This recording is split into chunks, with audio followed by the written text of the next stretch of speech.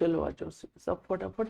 Chapter हमारा कौन कौन सा हो चुका है ना, एक बार क्विक रिवीजन। ऑपरेटिंग कॉस्टिंग की सीट मिल गई थी कि नहीं? नहीं मिली है ना, आज मिल जाएगा। अमित इसको कम करो, कम करो। ऐसे चल रही बंद है, बंद है तो ऑन कर लो अपने। यहाँ पे आ जाओ। चलो सी साहब, कम से कम कितने दिन हो गए? लगभग आज 12 दिन तो हो गया होगा।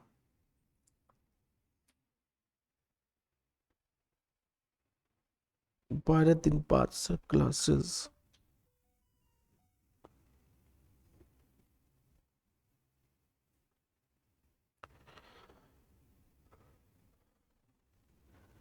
चलो ऑनलाइन बताना, स्क्रीन आ गया ना सबका? चलो फटाफट क्या करते, टॉपिक एक बार रिवाइज कर ले, कौन कौन से टॉपिक हो चुके हैं हमारे पास। अगर हम बात करें तो सबसे पहले हमारा कवर अप हो गया है क्या, बताना? कॉस्ट शीट हो गया है, और कॉस्ट शीट में हमारा शीट भी मिल गया होगा। कॉस्ट शीट, कॉस्ट शीट के बाद क्या हो गया हम लोग का? ओवरहेड्स। ओवरहेड्स के बाद प्रोसेस हो चुका है, और प्रोसेस के बाद हो चुका है हमारा job and batch costing. Process में ही आ गया ना, joint product and by product. और फाइनली ऑपरेटिंग कॉस्टिंग, ये भी लगभग खत्म हो चुका है, आज खत्म हो जाएगा। बताना, अगर ओवरहेड की अगर बात करें तो ओवरहेड में कौन कौन से टॉपिक आ जाएंगे हमारे? फर्स्ट, एक तो अंडर रिकवरी और ओवर रिकवरी का एनालिसिस था, याद आ रहा है? देन बताना सेकंड पॉइंट क्या कर रहा था हमारा? How to compute total overhead. और जब टोटल ओवरहेड को फाइंड आउट करने जाएंगे तो दो चीजें ध्यान रखना है, एक प्राइमरी डिस्ट्रीब्यूशन था और दूसरा कौन सा था हमारा? Secondary distribution. अगर हम प्राइमरी डिस्ट्रीब्यूशन की बात करें तो डिस्ट्रीब्यूशन में दो पार्ट थे, एक कौन सा था हमारा? एलोकेशन, और दूसरा कौन था हमारा? अपॉर्शनमेंट। और सेकेंडरी में अगर बात करें तो केवल और केवल सर्विस डिपार्टमेंट की कॉस्ट को हमें लोकेट करना है बाय यूजिंग टू मेथड, एक नॉन रेसिप्रोकल था और एक रेसिप्रोकल। अगर नॉन रेसिप्रोकल की बात करें तो दो मेथड है, एक हमारे पास है डायरेक्ट और दूसरा कौन सा हो जाएगा? स्ट्रिप। और रेसिप्रोकल की अगर बात करें तो इसमें तीन मेथड्स हैं, एक तो आ जाता है repeated distribution method, equation method और ट्रायल एंड एरर मेथड। और इसमें तीसरा टॉपिक था हमारा ओवरहेड में ही, रिकवरी रेट में ही, मल्टीपल रिकवरी रेट, और क्या था हमारे पास? Blanket recovery rate. और फोर्थ टॉपिक था मशीन आर्स रेट के साथ था। और मशीन आर्स रेट अगर हम फाइंड आउट करने जाएंगे तो विद सेटअप और विदाउट सेटअप। अगर सेटअप है तो दो चीजें, वन टीयर और कौन सा था हमारे पास? Two tier. और वन टीयर की अगर हम बात करें, वन टीयर की बात करें तो वन टीयर में again two things, setup time will be consider as productive और नॉन प्रोडक्टिव, और टू टीयर्स में सेटअप टाइम ऑलवेज भी प्रोडक्टिव। मतलब वहां पे दो तरह की रेट को हम रिकवर कर रहे थे। ये टोटल ओवरहेड का हमारा क्या था? That is the topics. और ओवरहेड के बाद अगर हम बात करें, किसकी बात करें? प्रोसेस की। तो प्रोसेस में सबसे पहला कौन सा था हमारे पास? Simple process. सेकंड अगर बात करें तो क्या था हमारे पास? Equivalent production. थर्ड बात करें तो किसका आ गया था हमारे पास? Joint product. और फोर्थ बात करें तो किसका आ गया था? By product. अगर सिंपल प्रोसेस की बात करें तो सिंपल प्रोसेस में वेरी सिंपल, और देन हमारे पास क्या था? स्टॉक ऑफ फिनिश गुड्स की बातें थी। देन थर्ड था opening stock and closing stock of finish goods. And fourth अगर बात करें हम लोग तो opening stock and closing stock in each and every process. And last में हम लोग ने कवर किया था input output ratio. Input output ratio याद आ रहा है कि बिगिनिंग में हमने कुछ लगाया और हमें कुछ और मिल रहा था। नेक्स्ट, अगर इक्विवेलेंट की बात करें तो इक्विवेलेंट में केवल और केवल किसकी बात होगी? डब्ल्यूआईपी की। और डब्ल्यूआईपी में हमारे पास क्या आ जाता था? ओपनिंग डब्ल्यूआईपी और नॉट ओपनिंग। अगर नॉट ओपनिंग है तो सिंपल क्वेश्चन, ओपनिंग है तो तीन मेथड आपको ध्यान रखना पड़ता था, कौन कौन सा? एक FIFO method, weighted average method, और कौन सा था हमारे पास? LIFO method. वेटेड एवरेज और लीफो के लिए कंडीशन था, LIFO तब लगेगा जब क्लोजिंग WIP की परसेंटेज कंप्लीशन किससे ज्यादा होगा, हमारा ओपनिंग से। और वेटेड एवरेज तब लगेगा जब ओपनिंग की कॉस्ट हमारा मटेरियल, लेबर और ओवरहेड तीनों बाइफरकेट करके दिया हुआ है। और FIFO आप कहीं पे भी अप्लाई कर सकते थे। नेक्स्ट अगर ज्वाइंट प्रोडक्ट बाई प्रोडक्ट का था तो दो चीजें आपको ध्यान रखना है, पहला टू कंप्यूट ज्वाइंट कॉस्ट और दूसरा था एलोकेशन ऑफ ज्वाइंट कॉस्ट। अब ज्वाइंट कॉस्ट को अगर फाइंड आउट करना है तो इसमें हमारे मेथड कौन कौन से लग सकते थे। एक तो सिंपल प्रोसेस से भी कर सकते थे, इक्विवेलेंट प्रोडक्शन भी लगा सकते थे और ज्वाइंट प्रोडक्ट वाले खुद के भी लग सकते थे। जब ज्वाइंट कॉस्ट आ जाएगा तो इसको एलोकेशन करने के लिए कितने मेथड थे मेरे पास, 7 मेथड। एक तो पहला मेथड कौन सा था, फिजिकल यूनिट। दूसरा कौन सा हो जाएगा, एवरेज। तीसरा था हमारे पास मार्जिन कंट्रीब्यूशन मेथड। ये मेथड तब अप्लाई करना है जब हमारे पास फिक्स्ड कॉस्ट और वेरिएबल कॉस्ट दिया हो। अगर हम फोर्थ की बात करें तो फोर्थ कौन सा था हमारे पास, रिवर्स कॉस्ट मेथड। और फिफ्थ की अगर बात करें तो कांस्टेंट ग्रॉस मार्जिन। और सिक्स्थ की बात करें selling price at split off point या selling price after further processing. और फाइनली क्या था हमारा NRV net realizable value method था। नेक्स्ट अगर हम बाई प्रोडक्ट की बात करें तो बाई प्रोडक्ट के लिए तीन चीजें आपको कवर कराया था। पहला by product no commercial value and commercial value. अगर नो कॉमर्शियल वैल्यू है तो जस्ट लाइक हम इसको क्या मान सकते हैं, that will be treated as normal loss. और नॉर्मल लॉस जैसे हम उसका ट्रीटमेंट करते हैं उसी तरह करेंगे। अगर कॉमर्शियल वैल्यू है तो दो चीजें क्या कहते हैं, सिग्निफिकेंट और नॉन सिग्निफिकेंट। अगर सिग्निफिकेंट है तो जस्ट लाइक क्या, ज्वाइंट प्रोडक्ट। और नॉन सिग्निफिकेंट है तो इसमें भी दो चीजें हो सकती, कौन कौन सा, या तो इसको नॉर्मल लॉस मान ले या तो डायरेक्टली कहां पे ट्रांसफर कर देंगे हम लोग, costing profit and loss account में। ये हमारे इतने टॉपिक थे प्रोसेस के, इससे ज्यादा कवर अप नहीं होंगे। नेक्स्ट अगर हम बात करें, नेक्स्ट किसकी बात करें हम लोग, cost sheet, sorry job costing batch costing. Job costing batch costing totally किसके ऊपर डिपेंड था हमारा, ओवरहेड्स के ऊपर। मतलब यहां पे जो भी कॉस्ट को हम फाइंड आउट करेंगे, डायरेक्ट कॉस्ट और क्या फाइंड आउट करना पड़ता है, इनडायरेक्ट कॉस्ट। डायरेक्ट कॉस्ट की कॉस्ट तो आपको ऑलरेडी दिया रहेगा। इनडायरेक्ट कॉस्ट की बात करें तो ऑलवेज भी बेस्ड ऑन क्या, किस बेसिस पे होना चाहिए, रिकवरी रेट बेसिस पे। अब रिकवरी रेट हमारा क्वेश्चन में दिया जा सकता है और नहीं भी दिया है। अगर क्वेश्चन में दिया है तो that will be the use for the recovery rate, और नहीं दिया है तो then you have to check basis for computing of the recovery rate is given और नॉट गिवन। और अगर बेसिस नहीं दिया हुआ है, मेरा बेसिस नहीं है, तो देन बताना उस केस में फैक्ट्री ओवरहेड या आपका प्रोडक्शन ओवरहेड के लिए क्या ले लेंगे हम लोग, डायरेक्ट वेजेस या डायरेक्ट लेबर आवर्स। और ऑफिस एंड एडमिन के लिए क्या ले लेंगे, work cost. Selling and distribution के लिए भी वर्क कॉस्ट ले लेंगे। नेक्स्ट बैच कॉस्टिंग एक और हमें फाइंड आउट करना पड़ता था कि number of unit should be produce in a one time, एक बार में कितनी नंबर ऑफ यूनिट प्रोड्यूस होनी चाहिए, जिसको हम लोग किस नाम से बोलते थे, इकोनॉमिक बैच क्वांटिटी के नाम से। अगर इकोनॉमिक बैच क्वांटिटी की बात करें तो उसके लिए सर विलियम का फार्मूला था 2 इंटू ए इंटू क्या था हमारे पास, एस था, डिवाइडेड बाई सी। अब बताना जहां पे ए की बात करें तो A is equal to annual production या पीरियड वाइज प्रोडक्शन हो सकता है। S is equal to setup cost per time, मतलब एक बार की जो सेटअप कॉस्ट आ रही वो ले लेना है। और सी इज इक्वल टू क्या हो जाता था, carrying cost of the productions. और ये ऑलवेज भी किस पे फाइंड आउट किया जा रहा था, प्रोडक्शन कॉस्ट पे फाइंड आउट किया जा रहा था। नेक्स्ट बताना, इसके अलावा एक और भी हम लोग ने कवर कराया था कि ऑपरेशन कॉस्ट और कौन सा था, सेटअप कॉस्ट। ऑपरेटिंग कॉस्ट और सेटअप कॉस्ट।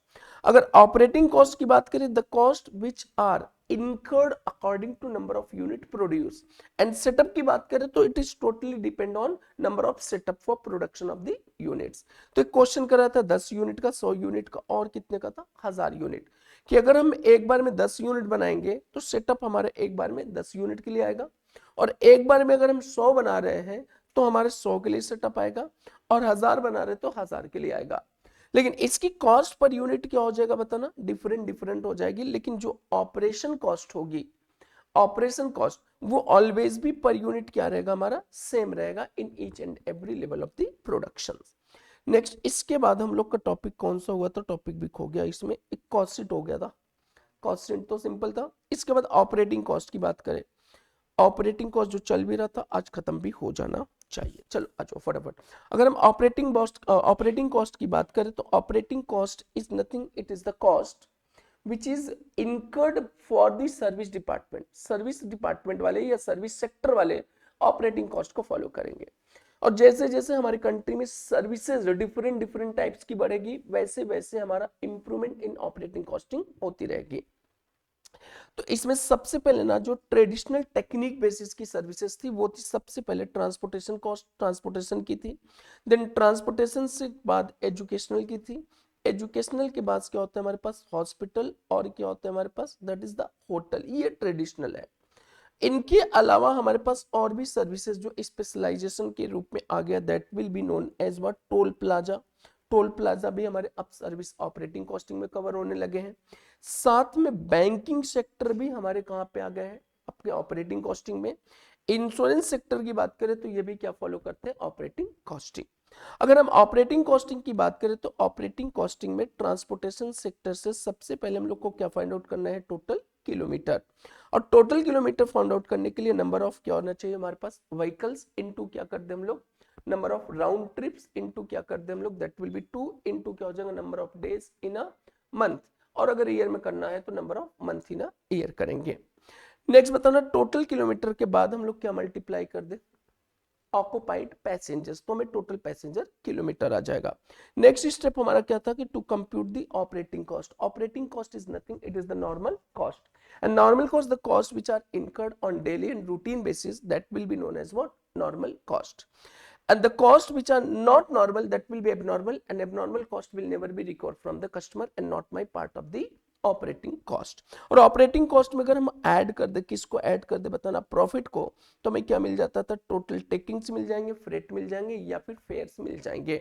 और इसके डिवाइड कर दे हम टोटल किलोमीटर से तो 1 किलोमीटर की हमारी फेयर या कॉस्ट आ जाएगी, और पैसेंजर किलोमीटर से डिवाइड कर दे तो क्या आ जाएगा कॉस्ट पर पैसेंजर किलोमीटर आ जाएगा। इसके बाद बताना एजुकेशनल सेक्टर वाला भी हम लोग ने कवर कर लिया था, स्कूल्स पर फीस पर स्टूडेंट का था, एंड हॉस्पिटल और कौन सा रह गया हमारे पास होटल का। इसको भी हम लोग कवर कर लेते कहां से स्टडी मेट से। क्लियर। इसके बाद टोल वाले और बैंकिंग वाले करते हैं। आ जाओ फटाफट सीए साहब लोग स्टडी मेट से। चलो आ जाओ आ जाओ आ जाओ कहां पे गया।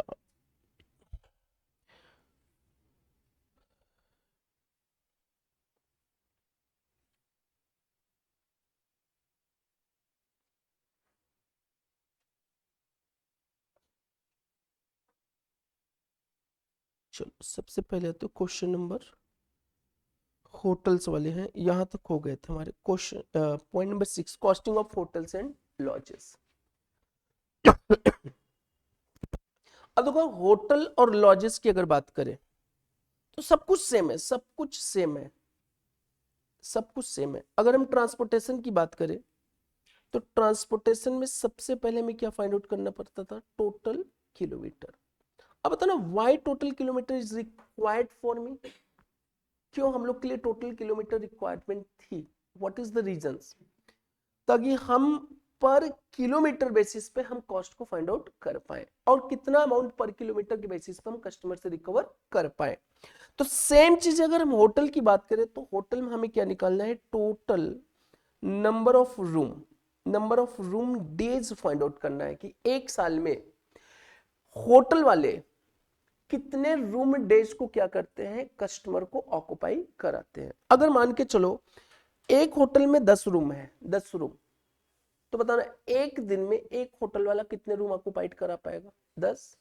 और अगर एक साल में वो 300 दिन काम करता है तो कितने रूम ऑक्युपाइड करा पाएगा 3000।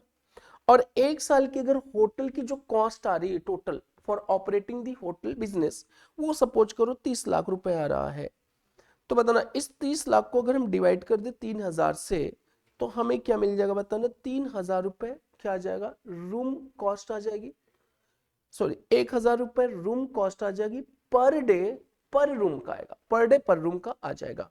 तो the main objective is to find out the what will be the amount related to room per day per room कितना होगा। तो इसका भी स्टेप वही है, जहां पे हम टोटल किलोमीटर फाइंड आउट कर रहे हैं तो वहां पे क्या फाइंड आउट करेंगे total number of room occupied. चलो आ जाओ यहाँ पे क्वेश्चन के थ्रू करेंगे, हो जाएगा। बताना illustration number 6 a company runs a holiday home. For this purpose, it has hired a building at a rent of rupees 10,000 per month, along with 5% of total taking. Total taking का मतलब total कितनी हमारे पास building से आएगी, मतलब कह रहे company runs a holiday home for this purpose it has hired a building, एक बिल्डिंग को किराए पे लिया, and the rent per month कितना हो जाएगा हमारे पास 10,000। साथ में कह रहा है कि जो लैंडलॉर्ड है 10,000 रुपए पर मंथ तो ले ही रहा है, साथ में कह रहा है कि जितना भी आपको मेरी बिल्डिंग से रिवेन्यू आएगी, जितनी भी टेकिंग्स आएगी, उसका 10% 5% भी हमारे पास कॉस्ट रहेगी। It has three types of the suites for the customers: single room, double room and triple room. Three types थे, single, double और triple। करें type of suit, single room 100, single room कितने थे हमारे पास 100, और डबल रूम की बात करें कितना है 50, और ट्रिपल रूम कितने हैं 30। करें ऑक्यूपेंसी परसेंटेज है 100, 80% और 60%। This is the information related to room days. अब बताना अगर सिंगल रूम है हमारे पास कितना 100 और ऑक्यूपेंसी रेट कितनी है 100, तो मतलब हम कह सकते हैं कि 100% हमारा रूम ऑक्युपाइड रहता है पूरे साल भर। एक साल में अगर हम 250 दिन वर्किंग कर रहे हैं तो total room occupied days in respect to single room कितनी हो जाएगी 25,000। आगे कह रहे डबल रूम्स 50 एंड कितना है हमारा 80%, और ट्रिपल रूमर्स कितना 30 और 60। अच्छा अगर मान के चले 100 रूम है, 100 में ऑक्युपाइड कितने हैं 100, 50 में 80 है तो कितना हो रहे हैं 40, 30 में 60 है तो कितना 18 है, ये टोटल कितना हो गया हमारे पास 158 room occupied per day, 158 room occupied per day. अगर एक दिन की कॉस्ट सपोज करो इस बिल्डिंग से रिलेटेड, इस होटल से रिलेटेड 1,58,000 हो जाए तो एक दिन की कॉस्ट तो निकल कर आ जाएगी। 1,58,000 डिवाइड बाई क्या कर दिया 158, दैट इज हाउ मच 1,000 रुपए। और अगर ये एक साल का हमें फाइंड आउट करे तो इसी में किससे मल्टीप्लाई कर दे, जितने भी एक साल में दिन वर्किंग है वो टोटल आ जाएगा, और कॉस्ट भी फिर ईयरली फाइंड आउट कर लेंगे। नेक्स्ट, अब यहां पे कह रहे हैं कि the rent of double rooms is to be fixed at 2.5 times of the single room and that of the triple room suite as twice of the double room suites। मतलब कुछ समझ में आई चीज है, ये किसकी बात कर रहा है रूम रेंट की बात कर रहा है। अब रेंट का मतलब क्या होगा, what is the rent, rent का मतलब होगा कॉस्ट प्लस क्या प्रॉफिट, और कह रहे इतना हमें जो रिकवर करना है उसको तीन तरह से रेट चार्ज करके रिकवर करना है। एक वो रेट लेना है जो सिंगल रूम्स है, डबल रूम का जो रहेगा वो सिंगल रूम का कितना रहेगा 2.5 टाइम्स। अगर सिंगल रूम का हम किराया एक दिन का x रखेंगे तो डबल का कितना हो जाएगा 2.5x, और जो ट्रिपल है वो डबल रूम का डबल हो जाएगा, तो मतलब कितना हो जाएगा हमारा 5x हो जाएगा। अब अगर मैं इसको ये तुझे बताना, ये x एक दिन का एक रूम का किराया है, ये 2.5x एक दिन का डबल रूम का किराया है, ये 5x एक दिन का ट्रिपल रूम का, तो इसमें इनके रूम ऑक्युपाइड डेज से मल्टीप्लाई कर दे तो टोटल रेंट आ जाएगा, and the total rent must be equal to क्या cost plus profit, and then X हमारा अननोन फिगर और फाइंड आउट कर लेंगे। आगे कह रहा है sorry, the other expenses for the year 2022-23 are as follows: staff salary 2223 पूरे साल भर का 14,25,000, room attendants wages 4,50,000, lighting heating and power 2,15,000, repairs and renovation 1,23,500, laundry charges है 80,500, इंटीरियर डेकोरेशन 74,000, सन्ड्री हमारे पास है 1,53,000। Provide profit 20% on total taking and assume 360 days in a year. You are required to calculate the rent to be charged for each type of the suits। तो सबसे पहले लिखेंगे step number 1 computation of, चलो online वाले बताना clear और not. लिखेंगे solutions, computation of room occupied in a year computation of room occupied in a year.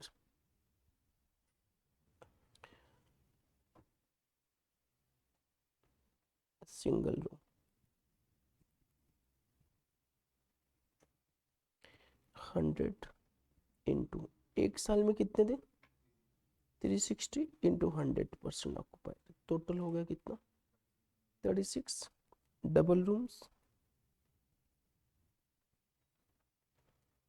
50, 360 into 80%, 14,400 ना. And triple rooms, triple rooms है 30, 360, 60%, कितना गया 6.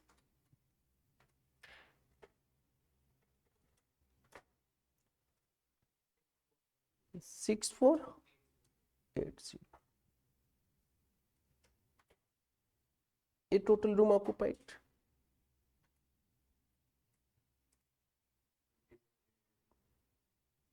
$56,880.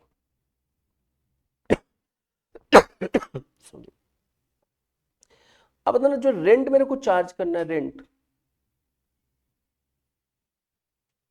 36,000 रूम से सिंगल रूम का, और 14400 जो सिंगल का रेट होगा उसका डबल रेट से, और 6480 का डबल से.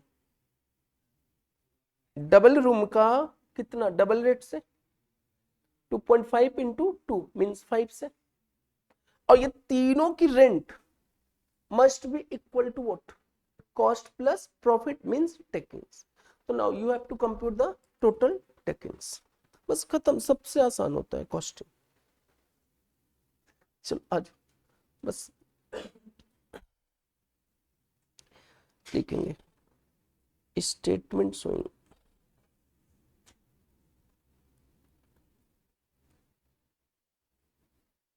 Total takings. बहुत आसान है. सबसे पहले आ जाएगा room rent, building rent 10,000 per month into 12, 1,20,000. Next 5% total taking की बातें हैं. आगे करें staff salary,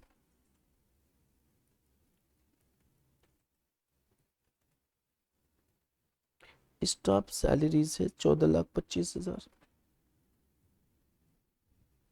then room attendants wages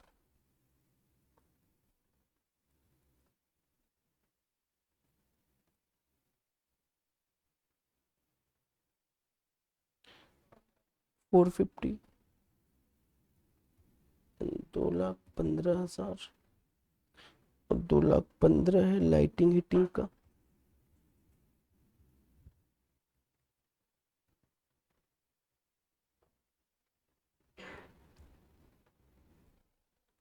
और है रिपेयर्स एंड रिनोवेशन,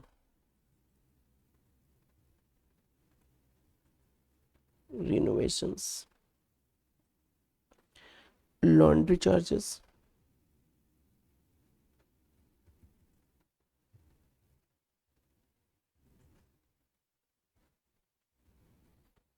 देन है इंटीरियर एंड सैनिटरी,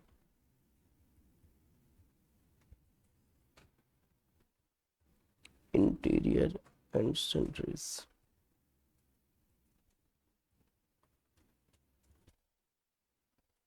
और एक और भी है कमीशन 5% ऑफ टेकिंग.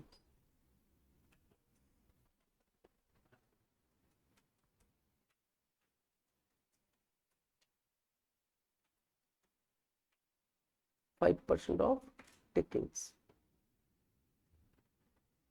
अच्छा बिफोर दिस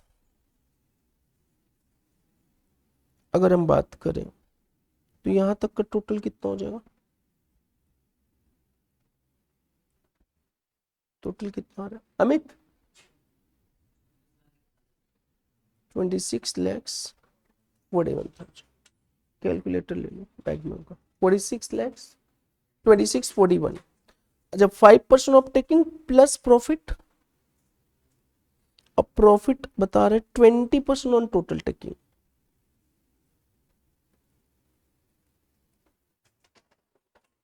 तो बताना टेकिंग,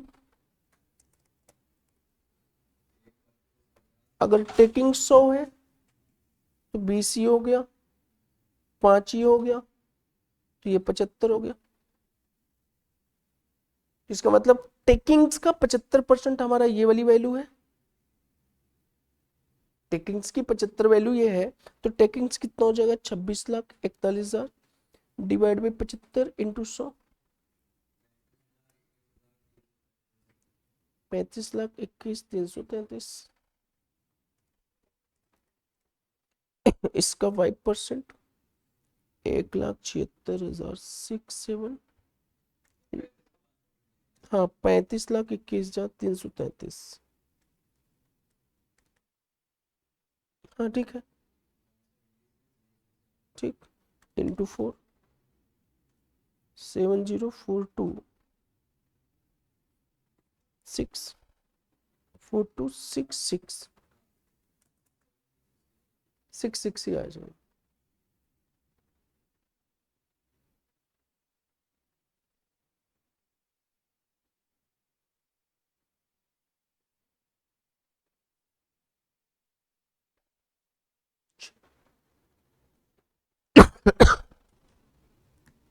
टोटल टेकिंग्स हो जाएंगे।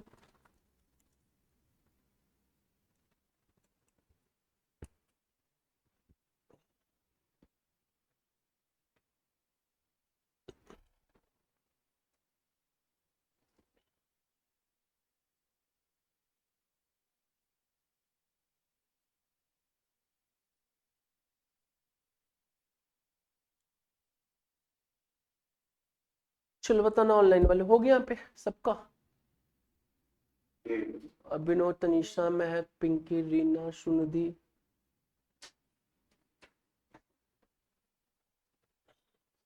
नेक्स्ट आ जाओ।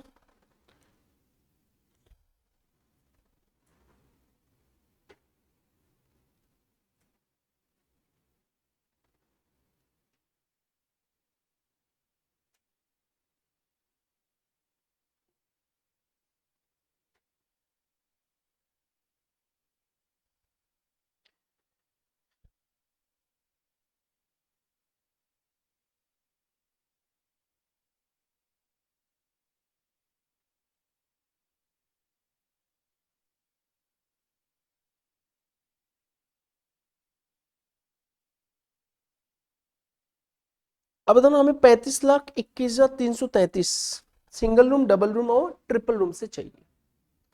अब बताना अगर हम सिंगल रूम की बात करें, सिंगल रूम, तो मेरे पास सिंगल रूम कितने थे, सिंगल रूम एक साल में कितने ऑक्युपाइड होंगे 36।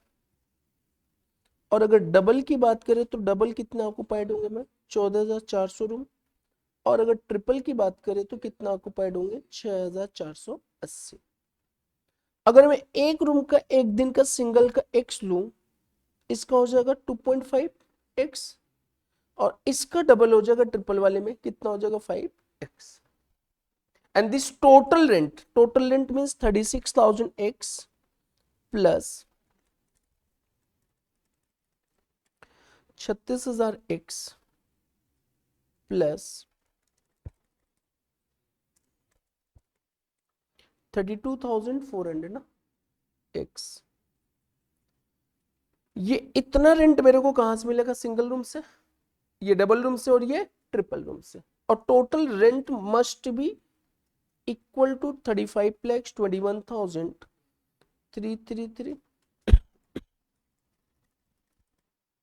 and now 1,04,400 x is equal to 35,21,333 x is equal to 35,21,333 divided by 104400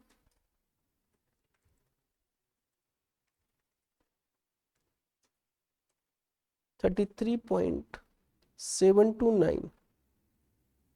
और x का मतलब क्या था, सिंगल रूम की डबल रूम, सिंगल रूम। तो सिंगल रूम का हो जाएगा, single room is equal to 33.729 और डबल रूम का कितना हो जाएगा बताना। डबल रूम 33.729 इंटू 2.5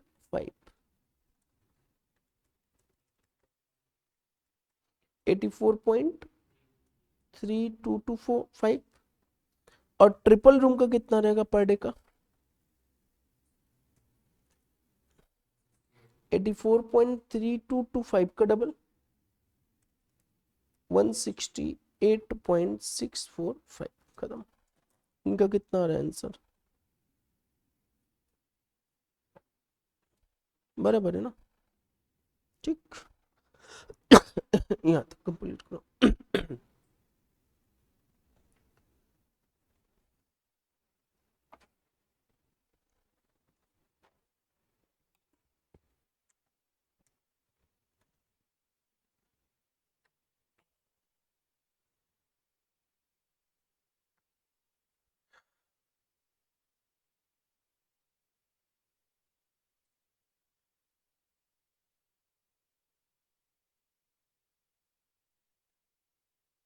चलो हो गया सबका।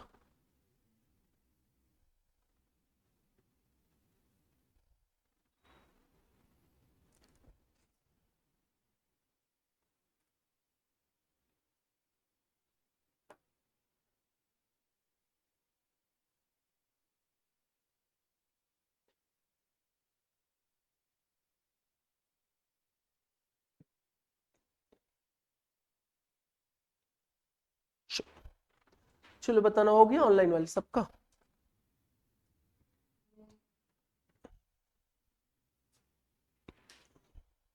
चलो आ जाओ ये इलिस्ट्रेशन होमवर्क करेगा इलिस्ट्रेशन नंबर 7 सेम क्वेश्चन है। And now the next point पे आ जाओ हॉस्पिटल।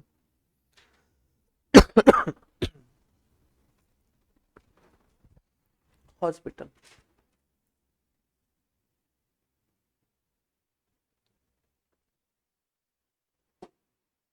चलो लिखेंगे फटाफट एक हॉस्पिटल में लिख लो नोट्स थोड़ा सा।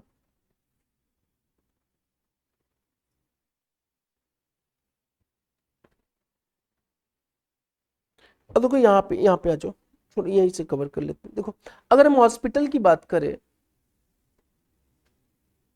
हॉस्पिटल मेनली 3 तरह की सर्विस प्रोवाइड करती है मेनली। एक ओपीडी एक आईपीडी और एक टेस्टिंग कभी कभी टेस्ट भी कराते वो।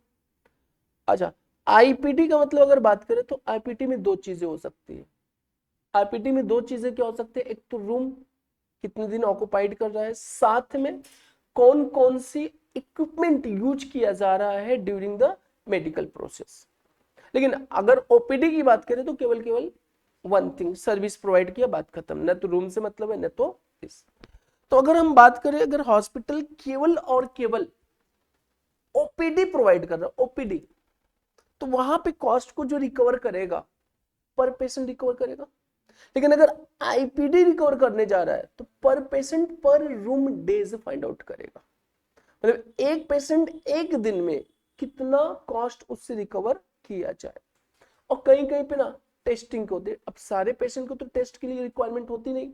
अगर आईपीडी हो या ओपीडी हो टेस्ट की रिक्वायरमेंट होती नहीं। तो अगर टेस्ट ही केवल कह रहा है टेस्टिंग लैब है मेरे पास केवल हॉस्पिटल के बाद टेस्टिंग लैब है डायग्नोस्टिक सेंटर है तो वहां पे पेशेंट थोड़ी आएंगे उसके लिए तो क्या होगा केसेस कौन कौन से लोग आ रहे मेरे पास टेस्ट कराने किस तरह के तो पर केस या पर टेस्ट पर्सन के बेसिस पे आ जाएगा। क्लियर। तो मतलब अगर हम हॉस्पिटल की बात करें तो हॉस्पिटल में कॉस्टिंग हमें किस बेसिस पे निकालना है देखना पड़ेगा कि हॉस्पिटल कौन सी सर्विस प्रोवाइड कर रही है। अगर वो केवल ओपीडी कर रहा है तो हमें पर पेशेंट पर डे खत्म हो गया। और अगर आईपीडी है तो हम क्या करेंगे पर रूम ऑक्युपाइड या पर पेशेंट पर डेज। अच्छा उसके अलावा अगर मेरी क्या है that is the testing lab है तो टेस्टिंग लैब में हम क्या करेंगे पर केसेस के बेसिस पे रिकवर करेंगे। तो यहाँ पे आ जाओ तो फटाफट देखते हैं यहाँ पे आ जाओ। अच्छा यहाँ पे भी ध्यान रखना है 2 कॉस्ट इनकर्ड होगी एक वेरिएबल कॉस्ट दूसरा कौन सा होगा हमारा फिक्स्ड कॉस्ट होगा। वेरिएबल फूडिंग वेरिएबल है डॉक्टर की फीस की अगर हम बात करें तो वो क्या है, हमारा फिक्स्ड कॉस्ट है। क्लियर। तो यहाँ पे कह रहे हैं एबीसी हॉस्पिटल, इसको ना मोस्ट इंपॉर्टेंट टिक करना है। इलस्ट्रेशन नंबर 8 कह रहे ABC hospital runs a critical care unit CCU in hired building. जो एबीसी हॉस्पिटल है बिल्डिंग को हायर किया है, वहां पे सीसीयू को क्या कर रहा है, यूज कर रहा है। CCU consist of 35 beds and 5 more beds can be added. मतलब सीसीयू में टोटल कितने बेड्स है, 35 है, और अगर रिक्वायरमेंट हुआ तो क्या कर सकता है, 5 बेड को और बढ़ा सकता है। नेक्स्ट कह रहे rent per month 75,000, supervisor 2% 25,000 per month each, nurses 4% 20,000 per month each, ward boy 4 persons 5,000 per month each.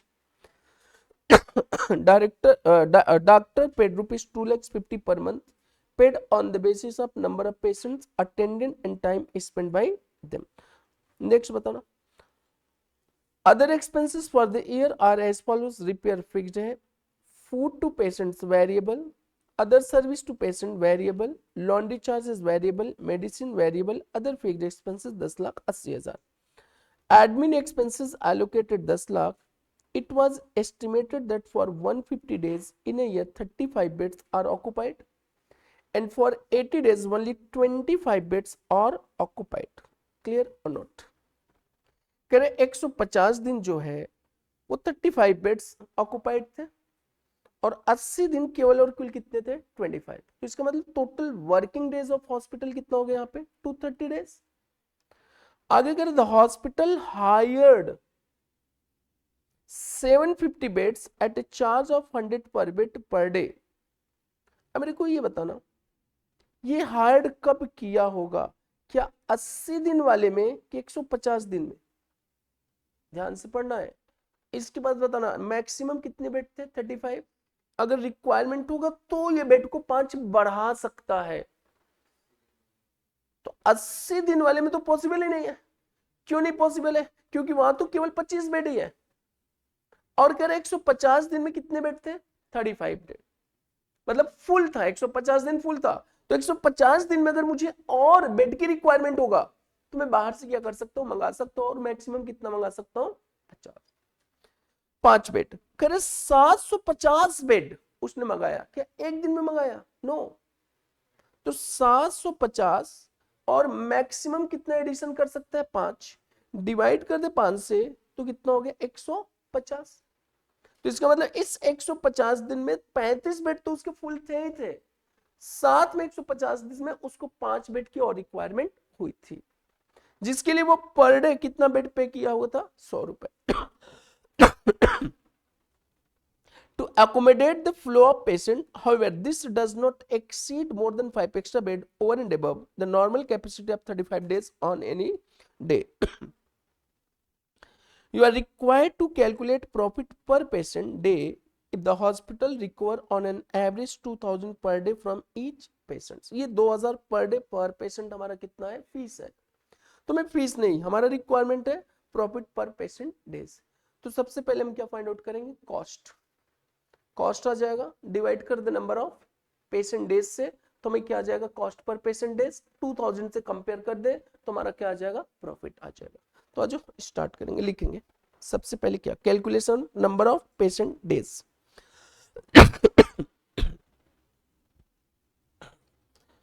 Solutions,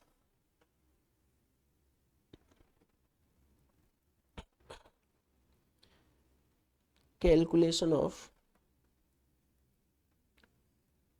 number of patient days in a year, in a year। बताना टोटल कितने, total patient days 150 दिन, कितने patient थे, 35। और बताना 80 दिन थे कितने, 35। और इसने 150 दिन और मंगाया 5 बेड, टोटल कितने बेड मंगाए, 750। ये डेज नहीं है, ये डेज नहीं है मेरा, इससे नंबर ऑफ डेज में हमारे इंपैक्ट नहीं आएंगे। वो इसी का एडिशनल है। 150 दिन में 35 नहीं, 150 दिन में टोटल कितने 40 थे। तो यहाँ पे डेज की बजाय डायरेक्टली हम लिख सकते हैं एडिशनल बेड। एडिशनल बेड्स कितने 750। अब बताना ये टोटल होगा 35 इंटू 150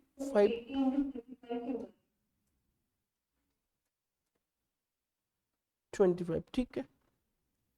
80 इंटू 25 2750, टोटल कितना आ गया? ठीक है तनिषा भी, टोटल 8000 पेशेंट डेज।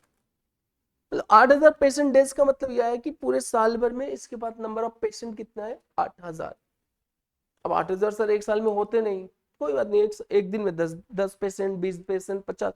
वो बोल रहा है कि 150 दिन में कितने पेशेंट आए थे 35, और 80 दिन कितने आए थे 25। तो टोटल जो पेशेंट डेज आए कितने 8000। तो मुझे 8000 में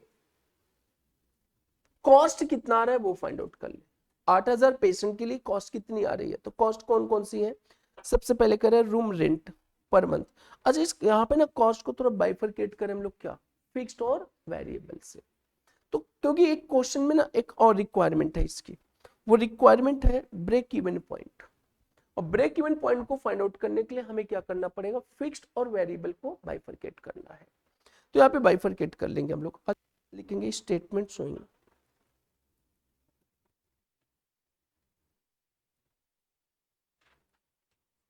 total patient cost in a year,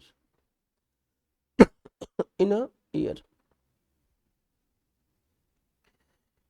बताना सबसे पहले आ जाएगा मेरे पास क्या, रेंट पर मंथ। सॉरी पहले फिक्स्ड कॉस्ट दिखा दिया जाए ना, ऊपर आ जाएगा fixed cost. Rent per month कितना आ गया 75,000 per month into 12, 9 lakh. Next है मेरे पास सुपरवाइजर,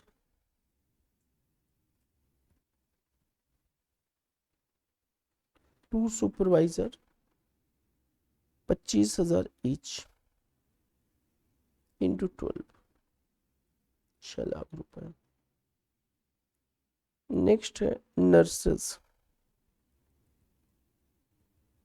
4 नर्स है, वार्ड बॉय 4 वार्ड बॉय हैं,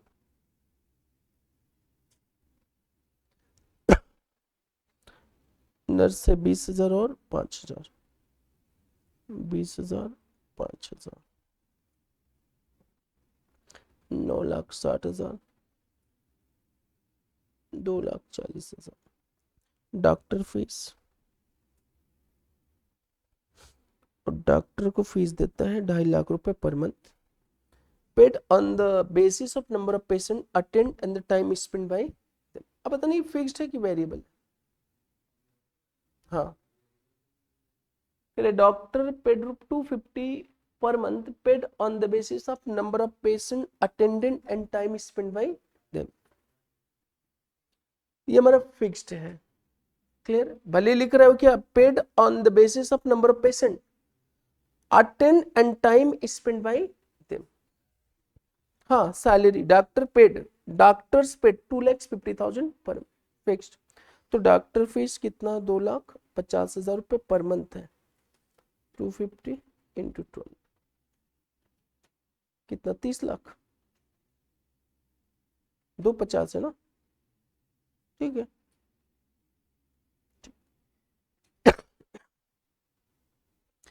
इसके बाद वेरिएबल,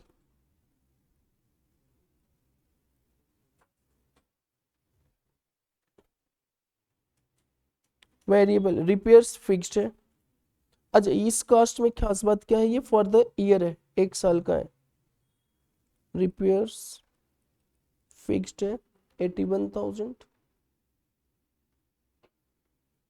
रिपेयर्स के बाद food, food to patient variable है, फूड है 8,80,000 एक साल का वेरिएबल है।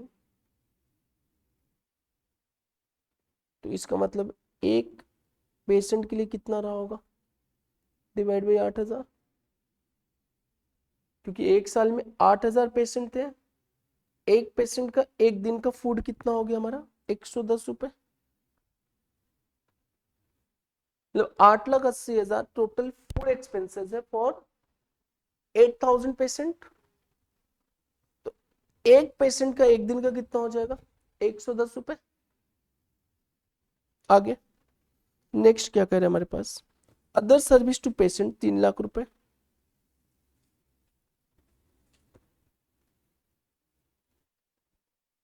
बताना 3,00,000, ये एक साल का है। तो एक पेशेंट का एक दिन का कितना हो गया, कितना है ये, 37.5।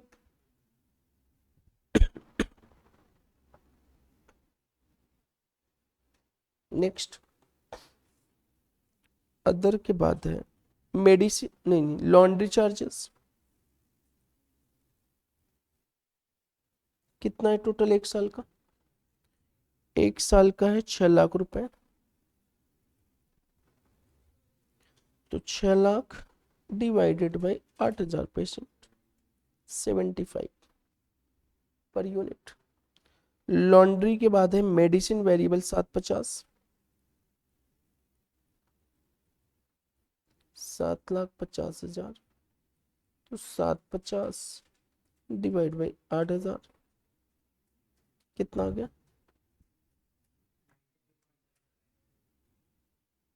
पर patient per day. Admin expenses allocated है कितना, अदर फिक्स्ड एक्सपेंसेस 10,80,000,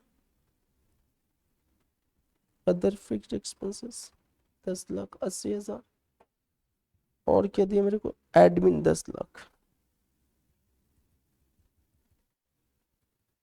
एक और एक्सपेंसेस है, कौन सा, bed charges, bed charges, extra bed charge 750 bed था, 750 बेड पूरे साल भर में। एक बेड का कितना था, 100 रुपए। टोटल कितना, ये वेरिएबल कॉस्ट होगा, जो कह रहे 100 रुपए पर बेड पर पेशेंट है, तो वेरिएबल कॉस्ट में जाएगा। इसके अलावा बराबर इसका टोटल कर दो, फिक्स्ड कॉस्ट टोटल कर दो, टोटल फिक्स्ड कॉस्ट करो कितना आ गया, फिक्स्ड कॉस्ट, क्योंकि पेशेंट से कोई मतलब है ही नहीं ना। एडमिन एलोकेशन देखो नाम से ही है, एडमिन एलोकेशंस, पेशेंट के ऊपर डिपेंड ही नहीं है, पेशेंट आए या ना आए, एडमिन खर्चा आएगा ही आएगा। कितना टोटल फिक्स्ड कॉस्ट, और एक तो गड़बड़ है मेरे को, डॉक्टर फीस का क्या लिख रहा था पॉइंट ये,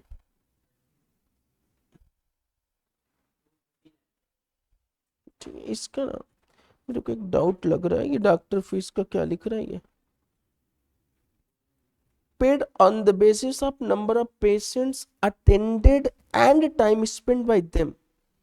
ये भी हमारा वेरिएबल ही है, क्योंकि ये paid on the basis of क्या है हमारा, number of patient, number of patient attended, मतलब पेशेंट को जितना अटेंड करो, जितना टाइम दे रहा है, उस बेसिस पर इनका पेमेंट किया जा रहा है। 250 इज नॉट फिक्स्ड।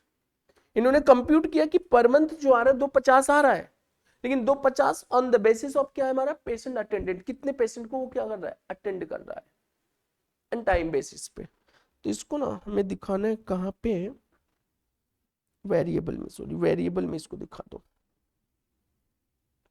जब वेरिएबल में दिखाएंगे तो इसकी भी कॉस्ट पर यूनिट होनी चाहिए, डॉक्टर फीस। टाइम का मतलब ये, जैसे एक पेशेंट आया ना, एक पेशेंट 10 मिनट दिखा रहा है, मैं 1,000 ले रहा हूं, दूसरा पेशेंट है 10 की बजाय 20 मिनट दिखा रहा है, उसे 2,000 ले रहा हूं मैं, एवरेज वही 8,000। उसको 2.5 लाख रुपए पर मंथ जो दिया गया है, कितने पेशेंट के लिए दिया गया? 8,000 पेशेंट।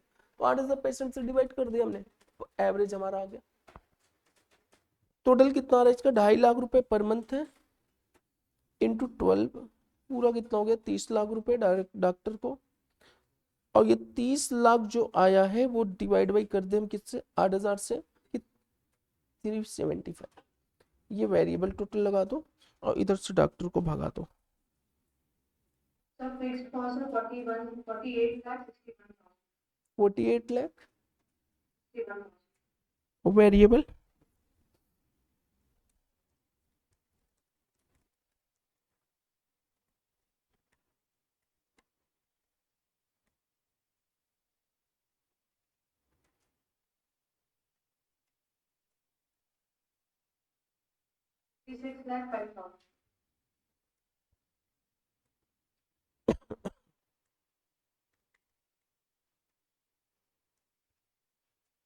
56,05,000 ना, करेक्ट है।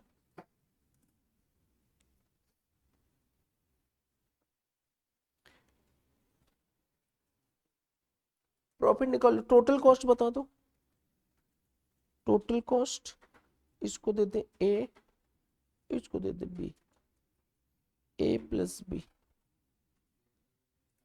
1 करोड़ 4 लाख 66,000 1 करोड़ 4 5, लाख 4 या 5 आ रहा है।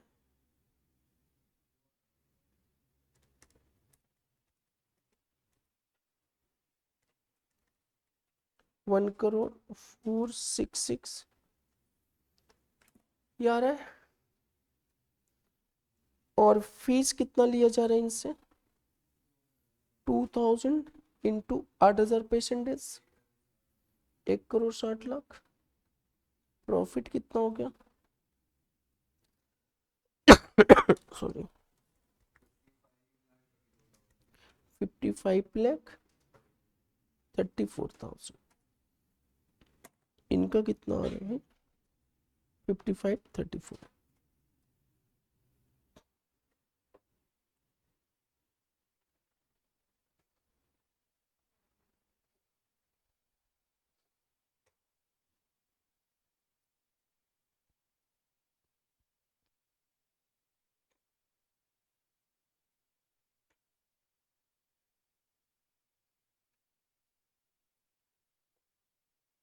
अब पर पेशेंट पर डे प्रॉफिट निकालना, तो किससे डिवाइड कर दे इसको?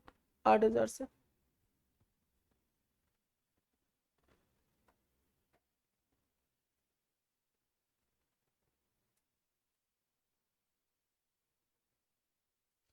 अब दूसरा पॉइंट आता है, break even point. What is the break even point?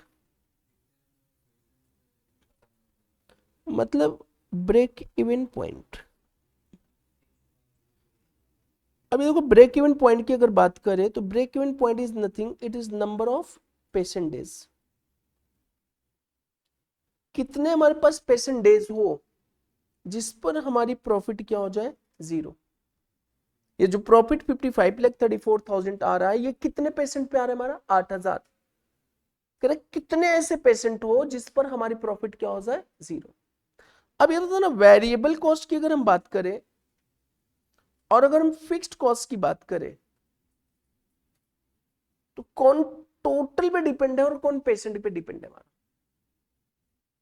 Variable cost.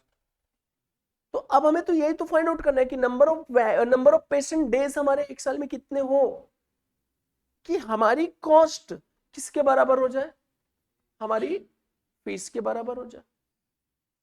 तो अगर हम नंबर ऑफ पेशेंट को बोल दें कि number of patient is equal to how much? X हो, तो बताना x में अगर हम 2,000 से मल्टीप्लाई कर दे तो दिस इज माई 2,000। टोटल क्या हो जाएगा? 2,000 x इज माई फीस। और ये फीस हमारे किसके इक्विवेलेंट हो जाए? वेरिएबल कॉस्ट और प्लस किसके इक्विवेलेंट हो जाए? बताना, फिक्स्ड कॉस्ट। फिक्स्ड कॉस्ट अगर ये वेरिएबल और फिक्स्ड कॉस्ट के बराबर हो गया तो बताना हमारी प्रॉफिट क्या होनी चाहिए? यहां पे हमारी प्रॉफिट हो जाएगी 0 और प्रॉफिट इज इक्वल टू क्या हो जाए? मेरा नील हो जाए। अब बताना, fixed cost remain same. How much fixed cost? 48 lakh 61,000। अब हमारे पेशेंट घटे या बढ़े, हमारी फिक्स्ड कॉस्ट तो 48,61,000 आना ही आना है। अब यहाँ पे आ जाओ, अगर हम फीस में से वेरिएबल कॉस्ट को माइनस करते ना, इसको बोलते हैं कॉन्ट्रीब्यूशन।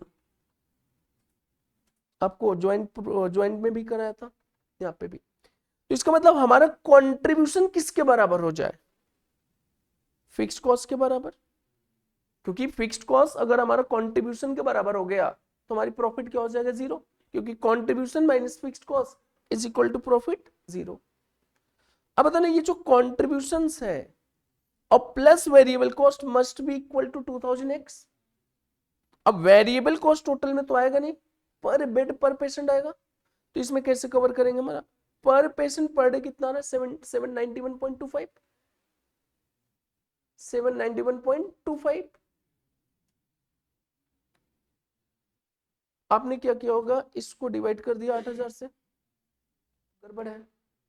देखो यहाँ पे ये 8000 के लिए है, ये 8000 के लिए है, ये 8000 के लिए है, ये 8000 के लिए, लेकिन ये 8000 के लिए नहीं है। लेकिन 100 रुपए पर डे पर पेशेंट तो है, तो इसका पर डे वाला आपको लिख करना है, टोटल से नहीं करना है डिवाइड कभी भी।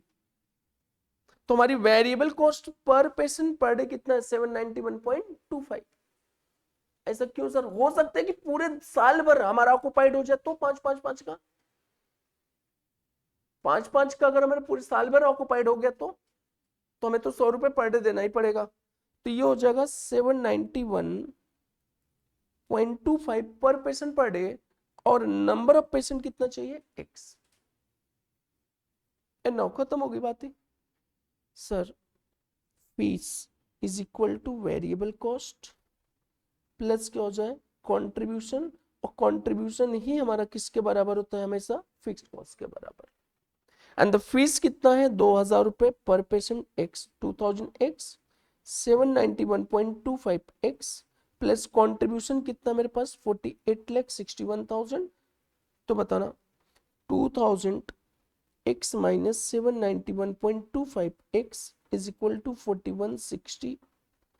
ये कितना रहा, 1208.75x, 48,61,000। तो x इज इक्वल टू 4861 डिवाइड बाई 12.75 कितना आ गया,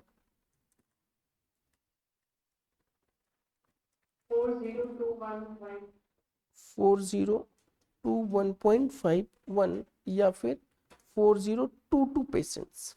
4022 अगर पेशेंट है तो हमें क्या हो जाएगा बताना।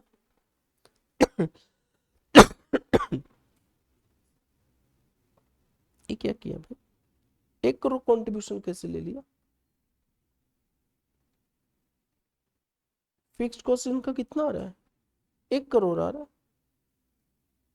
और प्रॉफिट कितना आ रहा है इनका, प्रॉफिट बराबर है,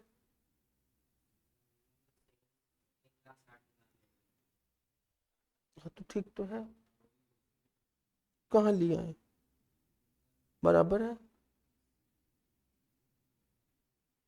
इन्होंने कंट्रीब्यूशन बेसिस पे फाइंड आउट किया है, बस यही फर्क है। लेकिन ये बताना, फिक्स्ड कॉस्ट तो भी मेरा भी तो आना चाहिए, ये कितना आ रहा है फिक्स्ड कॉस्ट, इनका फिक्स्ड कॉस्ट कितना है, 5605 ना, अच्छा 4861, ठीक है कोई दिक्कत नहीं है। उन्होंने कंट्रीब्यूशन बेसिस फाइंड आउट कर दिया, हमने किस बेसिस पे किया, फिक्स्ड कॉस्ट बेसिस पे, तो कोई फर्क नहीं पड़ेगा। ठीक है ठीक है ठीक है ठीक है, ठीक, दोनों ये भी सही है आंसर।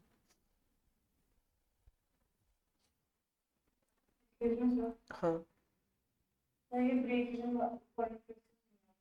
ब्रेक इवन पॉइंट का मतलब क्या हुआ बताना तनिषा। ब्रेक इवन पॉइंट हमारा कि number of patient at which my variable cost my fixed cost remain same, जहां पे मेरा वेरिएबल कॉस्ट और फिक्स्ड कॉस्ट सेम हो जाए, दोनों मिला के सेम हो जाए जिस भी पेशेंट की फीस पर, वो पेशेंट हमारा क्या बन जाएगा, ब्रेक इवन पॉइंट।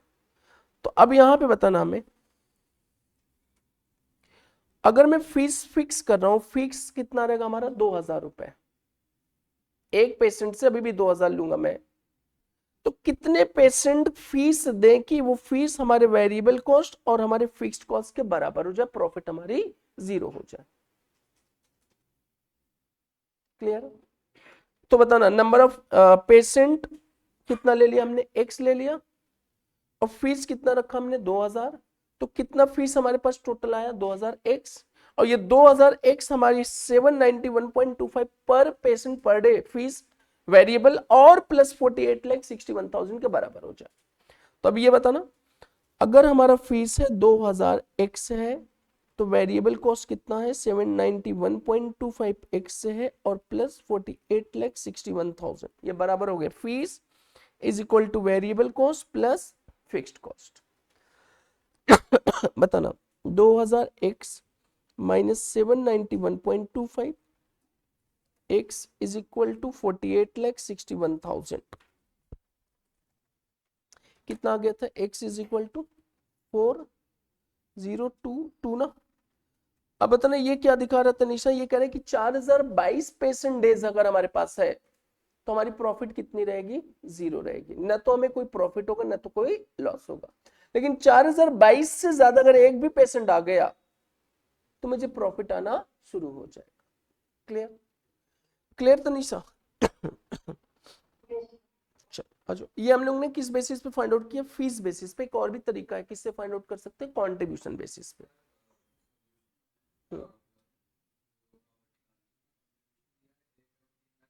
तो ये आ गया ना, इनका भी कंट्रीब्यूशन वही आएगा, 1,60,00,000 माइनस कर दो ना 56,05,000, कंट्रीब्यूशन इज इक्वल टू क्या होगा हमारा, सेल्स माइनस वेरिएबल कॉस्ट। तो इन्होंने कंट्रीब्यूशन को फिक्स रख दिया, हमने किसको फिक्स रख दिया, सेलिंग प्राइस को फिक्स कर दिया, तो कोई दिक्कत नहीं है, अल्टरनेटिव बोथ हमारा सेम रहेगा। क्लियर? यहां पे हमने क्या किया है, 2000 रुपए को सेम रखा, इन्होंने 2000 की बजाय कंट्रीब्यूशन पर यूनिट को सेम रखा। अब देखो कंट्रीब्यूशन पर यूनिट सेम अगर रखा हमने, जैसे कि 56,05,000, दूसरे अल्टरनेटिव से देख लो, क्योंकि देखो contribution must be equal to what, fixed cost, contribution must be equal to fixed cost.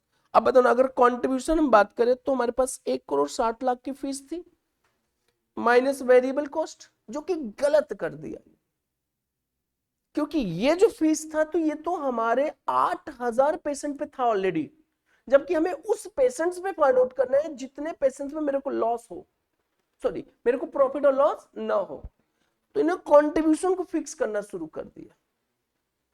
Clear? Contribution को फिक्स कर दिया। अब बताओ ना, ये क्या किया हम लोग ने, 1,60,00,000 माइनस वेरिएबल कॉस्ट कर दिया, कितना हो गया 56,05,000, तो ये आ जाएगा 1,03,95,000, ये आ गया। इसको डिवाइड कर दिया 8,000 से, या हमने कोई तो नहीं मिस किया कुछ,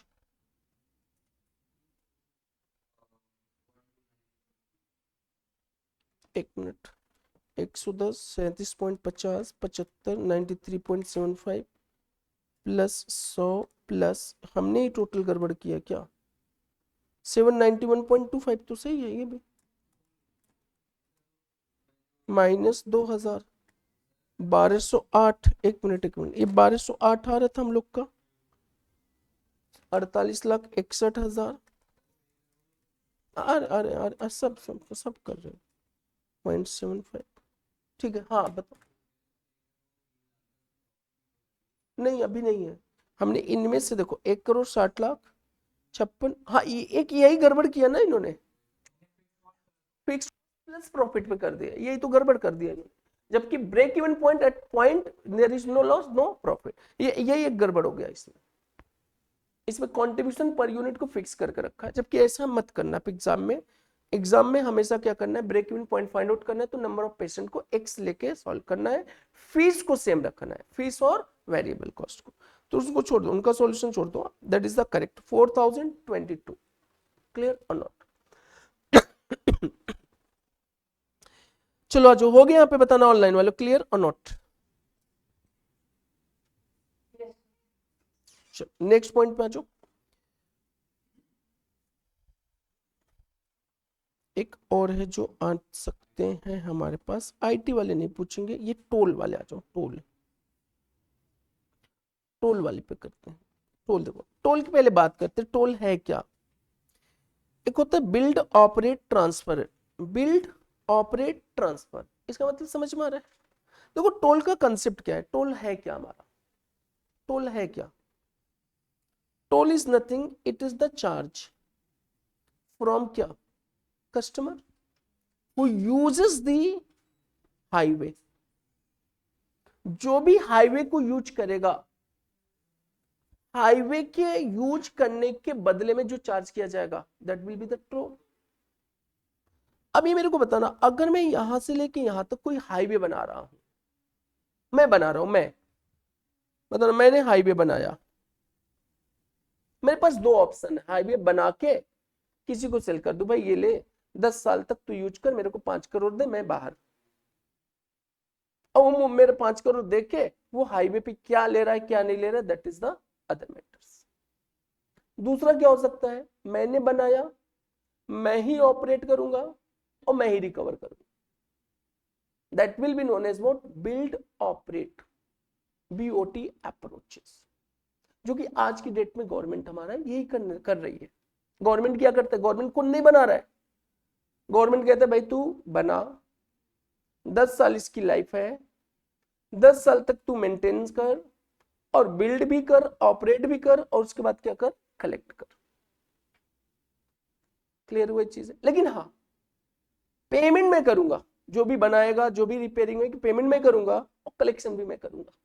तू बिल्ड करेगा, ऑपरेट करेगा, जो तेरा चार्ज है मैं अलग से दूंगा। अब देखो यहाँ पे दो चीजें हुई। अब जैसे मान के चलो मैंने क्या किया, हायर कर लिया किसको, सिद्धांत को। सिद्धांत को बोला, सिद्धांत ने कहा ठीक है सर। हमने कहा देखो भाई हर साल मैं आपको 5 करोड़ दूंगा, बस खत्म। आपको करना क्या है, मेरा 10 साल तक का एक टोल बनाओ, हाईवे बना दो, बना के ऑपरेट करो, और ऑपरेट करने के बाद रिपेयर भी करना है 10 साल तक। मैं इनको अलग से पेमेंट करता रहा, लेकिन मैं जो टोल की चार्जेस है वो किससे रिकवर करूंगा। अब मेरे को क्या यहाँ पे समझना है, क्या समझना है, कितना इनको दे रहा हूं वो भी मेरी कॉस्ट है, वो भी उन्हीं से रिकवर करना है जो मेरे हाईवे को यूज करने जा रहा है। क्लियर, वापस से समझो। एक देखो सिद्धांत है, सिद्धांत को हमने पकड़ा, हमने कहा सिद्धांत ये हाईवे बनाओ, आप ये हाईवे बनाओ, बिल्ड। बनाने के बाद हमने कहा आप ही को क्या करना है, ऑपरेट करना है, क्योंकि आपने ही बनाया है। और ऑपरेट करने के बाद जितनी बनाने की कॉस्ट आएगी, सारी कॉस्ट मैं दूंगा, लगाओ। कौन कह रहा है, गवर्नमेंट, प्राइवेट कंपनी है। मैंने कहा लगाओ, सारी कॉस्ट मैं दूंगा, और साथ में ये भी बोला मैंने कि जितनी रिपेयर्स मेंटेनेंस को आएगी वो भी मैं हर साल दूंगा, वो कराओ। क्लियर, इसके बदले में मैं आपको 1 करोड़ रुपए पर एनम दूंगा। What will be my cost for highway, जो बनी होगी वो कॉस्ट, प्लस जो मैं इनको ऑपरेशन कॉस्ट दूंगा। ऑपरेशन कॉस्ट कितना, 1 करोड़, 2 करोड़, 5 करोड़ पर मंथ। साथ में और कॉस्ट क्या हो सकती है, हमारी कुछ प्रॉफिट चाहिए, वो ऐड कर दूं तो हमें क्या मिल जाएगा, total toll charges recoverable from the customers who uses the highway. अब हमने कहा कि ये लाइफ इसकी 10 साल है, 10 साल में हमने कहा कि कितने व्हीकल्स आ सकते हैं, कितने व्हीकल जा सकते हैं, यू हैव टू एस्टिमेट। उसके बेसिस पे पर व्हीकल पर राउंड ट्रिप का क्या करना है, मेरे को चार्ज करना पड़ेगा। क्लियर और not, this approach will be known as what, इसको हम किस नाम से बोलते हैं, बोलना, build operate transfer approach. Clear और नॉट। तो यहां देखो बिल्ड ऑपरेट क्या है हमारे पास, देखो। अच्छा बताना, मैंने क्या किया, मैंने खुद बनाया, खुद ऑपरेट किया कि आउटसोर्स कर दिया, आउटसोर्सिंग कर दिया। और अगर खुद बना के खुद ऑपरेट करना शुरू कर दिया, नॉट आउटसोर्स, नॉर्मल वे। तो यहां पे देखो कह रहे in recent year growing trend emerge among government in many country to solicit investment for public project from the private sector under BOT scheme. अच्छा एक और भी ऑप्शन है, एक और भी ऑप्शन है, या मैंने सिद्धांत के लिए कॉन्ट्रैक्ट निकाला कि ये हाईवे को क्या करना है, बनाना है। गवर्नमेंट कह रहा है कि मुझे कॉस्ट में कुछ नहीं लगाऊंगा, कुछ भी, जीरो कॉस्ट। आप लगाओ, आप ऑपरेट करो, सब कुछ करो 10 साल तक के लिए, और आप टोल भी क्या करो, फाइंड आउट कर लो। This is also BOT approach. मतलब कुछ जगह पे गवर्नमेंट क्या करता है, फंडिंग इन्वेस्टमेंट करता है, और कुछ जगह पे गवर्नमेंट नहीं कर रहा है, खुद कौन कंपनियां कर रही है, वो खुद कंपनियां कर रही है, और 10 साल के लिए कंपनियों को क्या बोल दिया, वो अब ऑपरेट करो। क्लियर, ये भी हो सकता है।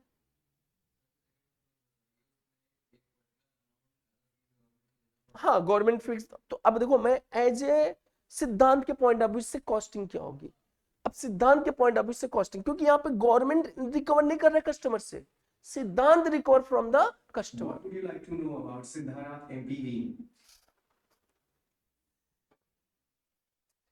अब यहाँ पे क्या है कि सिद्धांत के पॉइंट ऑफ व्यू से क्या करना है, सिद्धांत जितना बनाया वो कॉस्ट, प्लस जो गवर्नमेंट को कुछ चार्जेस दे रहा है वो भी कॉस्ट, किससे रिकवर करना है, कस्टमर से।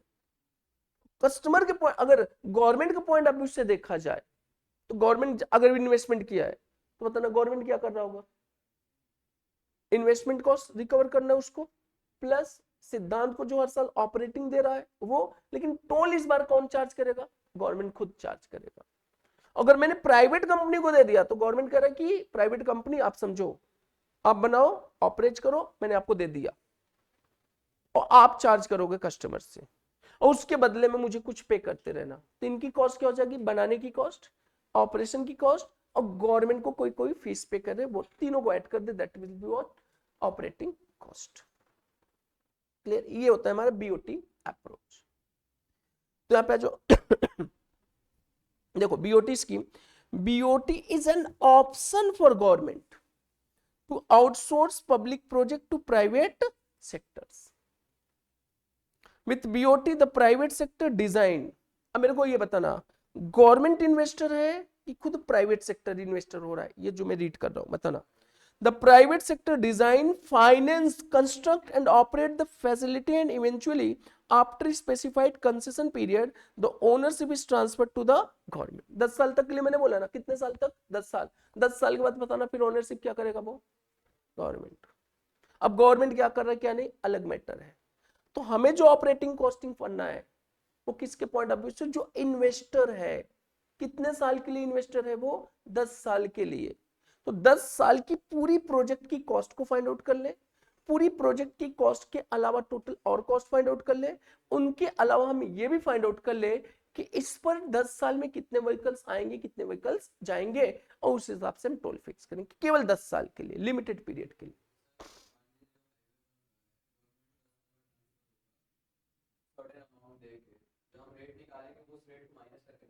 हाँ, सर्टेन अमाउंट अगर कुछ चार्ज कर रहा है गवर्नमेंट 10 साल बाद, तो हाँ 10 साल माइनस करेंगे, और नहीं दे रहा है और 99% देगा नहीं कुछ, क्योंकि गवर्नमेंट का जहां फंड ब्लॉक हो रहा था, गवर्नमेंट का फंड ही नहीं ब्लॉक होगा 10 साल के लिए, किसका फंड ब्लॉक होगा, प्राइवेट कंपनियों का। 10 साल बाद तो हमारा हो ही जाएगा, हम फिर हम अपने हिसाब से टोल चार्ज कर। हाँ, अब वहां पे अब उनकी टर्म्स एंड कंडीशंस है, 10 साल तक मैं चार्ज ही नहीं लिया ना, मैंने क्या किया, 10 साल तक आप यूज करो, मुझे कुछ नहीं चाहिए, बनाओ अच्छे से ऑपरेट करो, मुझे कुछ नहीं चाहिए। 10 साल तक गवर्नमेंट कुछ लिया ही नहीं, तो 10 साल बाद फिर क्या होगा, ऑटोमेटिकली गवर्नमेंट को ट्रांसफर हो जाएगा, बनी बनाई चीज गवर्नमेंट को मिल गई, खरीदने की कॉस्ट जीरो, इन्वेस्टमेंट कॉस्ट क्या है गवर्नमेंट की, जीरो। क्लियर। लेकिन अगर कुछ चार्ज कर रहा है गवर्नमेंट, तो इसका मतलब उसकी तो फिर इनकम हुई ना, वो माइनस करना है मेरे। क्लियर। अच्छा, कुछ समय बाद ना,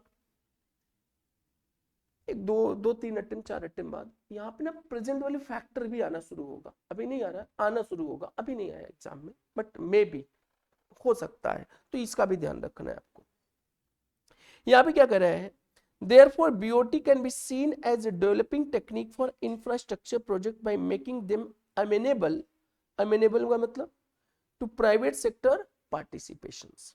The fundamental principle in determining user levy का मतलब recover, if the price for transport facility set at level that reflect the benefit each user gain from the improvement in facility, it will result in traffic flow levels that equate social cost with user benefit. अब यहां पे आ जाओ, illustration number 10, illustration number 10। इसको भी most important टिक करना। देखो यहाँ पे कह रहा है BHG toll plaza limited built a 60 kilometre long highway. ये किसने बनाया? BHG toll plaza and now operates a toll plaza to collect tolls from passing vehicles using the highway। मतलब हाईवे बनाने वाला कौन कंपनी है? BHG। ऑपरेट करने वाला कौन है? BHG। टोल कलेक्शन भी कौन करने वाला है? BHG। तो इसका मतलब BHG की बनाने की cost that will B capital cost plus operating cost for a specified period और प्लस कलेक्शन चार्जेस। ये तीनों रिकवर करना है किससे? कस्टमर से। और वो कस्टमर जो यूज करेगा क्या? हाईवे को। और जब कस्टमर से रिकवर करेंगे हाईवे को यूज करने के बदले में, उसको हम किस नाम से बोलते हैं? Toll charges. तो what will be the toll charges? Capital cost of the highway plus operating cost of the highway plus collection charges of the highway plus profit is equal to what? Collection. अब जैसे मेरे को क्या करना है? Booth बना के रखना है ना। ऑपरेट करने का मतलब हाईवे मेरे को चेक करना है कि कहीं पे खड्डे तो नहीं हो जा रहे, मेरे को क्या करें? उसको रिपेयरिंग कराऊं, ऑपरेटिंग कॉस्ट। कलेक्शन चार्जेस मतलब बूथ बनाना है, कौन कोई ऐसी तो व्हीकल नहीं जो क्या हो रहा है, निकल जा रहे हैं, मेरे को कलेक्ट नहीं हो पा रहा है, तो कुछ ना कुछ तो करना पड़ेगा ना वहां पे। तो तीन तरह की एक्सपेंसेस, तीन तरह की कॉस्ट। एक तो construction cost that will be the capital, दूसरा operating cost for a specified period, तीसरा कलेक्शन चार्ज। जस्ट लाइक वो भी हमारा क्या है? ऑपरेटिंग है। लेकिन हाँ, ऑपरेटिंग में दो चीजें, फिक्स्ड भी हो सकता है और वेरिएबल भी। लेकिन कलेक्शन में क्या रहेगा? फिक्स्ड ही रहेगा। एक बार इंस्टॉल कर दिया, सुपरवाइजर बैठा दिया, काम खत्म। क्लियर? अब उसके बाद ये तीन हमारी कॉस्ट तो आनी है, प्लस चौथी चीज क्या लाना है मेरे को? प्रॉफिट। तब चार चीज को ऐड कर दे तो क्या मिल जाएगा मेरे को? Toll charges recoverable from the persons who uses the highway. देखो, the company has estimated that a total of 12 crore vehicles, only single type of vehicles, will be using the highway during the 10 years toll collection tenure। मतलब 10 साल में total 12 crore vehicles क्या करेगा? Highway को पास करेगा, highway को use करेगा। अब बताना, ये सारी की सारी कॉस्ट कितने करोड़ व्हीकल्स हमें रिकवर करना है? 12 करोड़। कितने साल में? 10 साल में। आगे, toll operating and maintaining cost for the month of April as follows. ये कौन सी कॉस्ट है? टोल ऑपरेटिंग एंड कलेक्शन या मेंटेनिंग। ये तीसरी, फर्स्ट वाली कॉस्ट नहीं, कौन सी? Construction cost. कंस्ट्रक्शन, जो हाईवे को हमने कंस्ट्रक्ट कराया उसकी भी तो कॉस्ट आनी चाहिए, वो कॉस्ट अभी नहीं है। कौन सी कॉस्ट है? केवल और केवल कंस्ट्रक्शन होने के बाद जब हम ऑपरेट करेंगे। तो कह रहे सैलरी टू कलेक्शन पर्सनल बैठा दिया, कितने? 3 शिफ्ट होते हैं एंड 4 पर्सन पर शिफ्ट, तो टोटल कितने? 12 लोग और 550 रुपए पर डे पर पर्सन। 12 लोग को 550 रुपए पर डे बेसिस पे दिया जाता है। सुपरवाइजर 2 शिफ्ट में 1 पर्सन पर शिफ्ट, 750 पर डे पर person. Security personal 3 shift, 6 person पर शिफ्ट, 450 पर डे पर person. Toll booth manager 2 shift, 1 person पर शिफ्ट, 900 पर डे पर पर्सन। ये हमारा कॉस्ट है, कौन सी? कलेक्शन से रिलेटेड है। आगे, इलेक्ट्रिसिटी 8 लाख रुपए। अच्छा, ये कौन सी महीने का है? अप्रैल का, 1 महीने का है। टेलीफोन 140, मेंटेनेंस कॉस्ट है 30 लाख, हाईवे की मेंटेनेंस। ये हमारी सारी की सारी कॉस्ट। सिंपल है, केवल और केवल ना वर्ड पे ध्यान रखना है। लाइफ कितने साल थी बताना। अब ये अगर मैंने हाईवे कंस्ट्रक्शन करा दिया 500 करोड़ रुपए में, तो ये 500 करोड़ रुपए मुझे हर साल रिकवर करना है, कितने साल तक? तो what will be the first year cost of construction? 50 crore. 50 crore हम क्या करेंगे? ऐड कर देंगे हर साल। आगे कह रहे हैं monthly depreciation and amortisation expenses will be 1.5 crore. आगे बातें, ये कौन सी कॉस्ट है? जो डेप्रिसिएशन अमोर्टाइजेशन किसकी बात कर रहे हैं? 1.5 करोड़। ये हमारी कंस्ट्रक्शन कॉस्ट, जो हमने क्या किया? हाईवे को बनाने में खर्चा लगाया था, और वो टोटल जितना भी लगाया था हर साल मुझे डेप्रिसिएशन के नाम पे रिकवर करना है, कितना 1.5 crore. Further the company need 25% profit over total cost to cover interest and other cost. करे required calculate cost per kilometer per month. Calculate cost per kilometer per month कैसे करना है मेरे को, बहुत आसान है। ये बताना, ये बताना, ये बताना। 60 किलोमीटर लॉन्ग हाईवे है, पूछ तो रहा है भाई calculate cost per kilometer per month.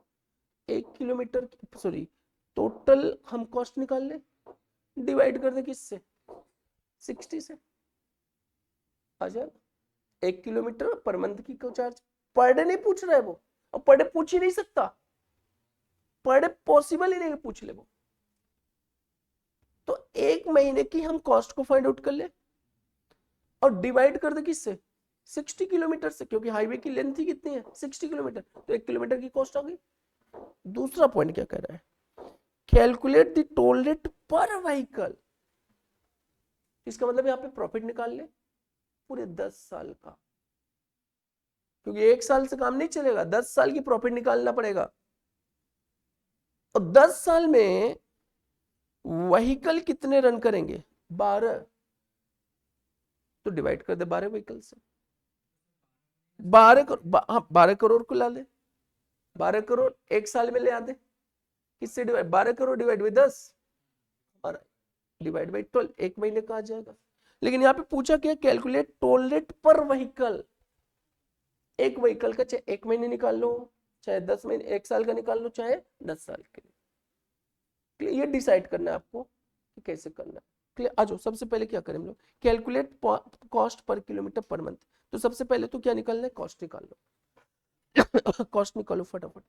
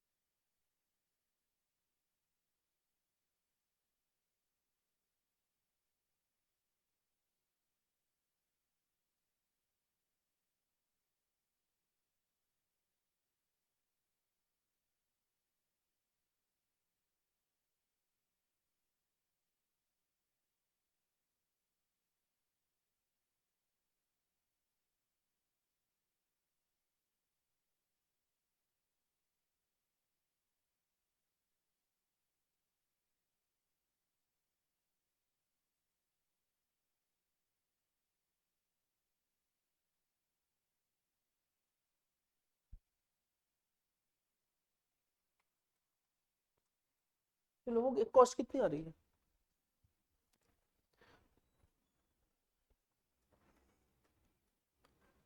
एक महीने का निकाल लिया ना कि 1 साल का, 1 महीने निकालते हैं।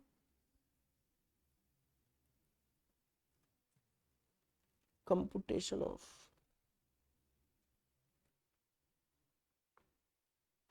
Total toll cost per month.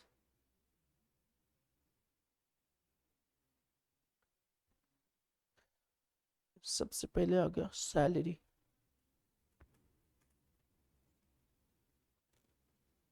Salary to क्या है, कलेक्शन। कलेक्शन पर्सनल कितने हैं, 3 है, 3 शिफ्ट है, 550 इंटू 30 ना। अब यहाँ पे 30 में क्यों ले रहा हूँ, 30 पता है, ये मंथ पे ध्यान रखना, अप्रैल मंथ। अगर मई होता या जुलाई होता 31 लेना है। टोटल कितना हो गया, 1,98,000। और नेक्स्ट है इसके बाद मेरे पास सुपरवाइजर, 2% इंटू 2 शिफ्ट और कितने हैं, एक ही है।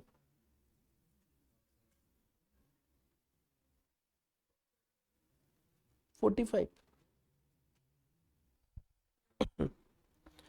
3 शिफ्ट 6%, 3 शिफ्ट 6% कितना पर 450, 2,40,000। Next tool booth manager, 2 shift कितने लोग, कितना है, नहीं नहीं पर डे कितना दिया है, 900, 54,000 ना। Electricity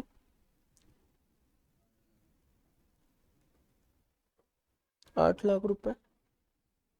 next telephone 1,40,000। Maintenance 30 lakh, एक महीने का 30 लाख। इसके बाद डेप्रिसिएशन 1,50,00,000।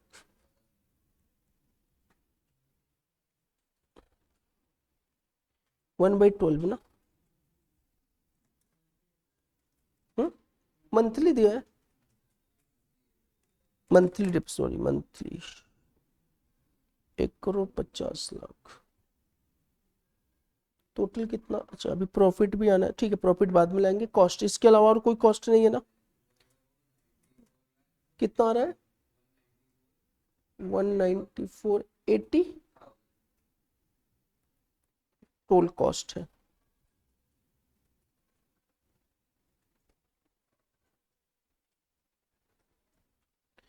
इसमें ऐड कर दे प्रॉफिट 25% ना, 48,70,000, 2 करोड़।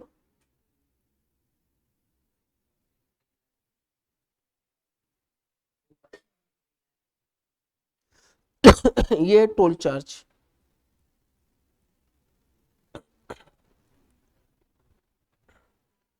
Toll charges.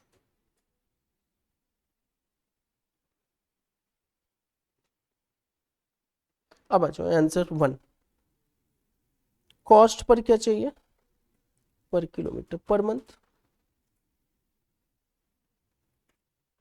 तो बताना एक महीने में 1,94,80,000 डिवाइड बाई 60 किलोमीटर्स, हो गया खत्म।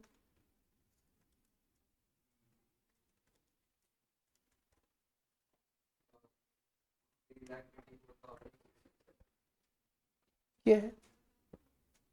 अब ये बताना सिंगल वे की डबल वे है, सिंगल वे। अच्छा सिंगल वे क्यों फाइंड आउट किया,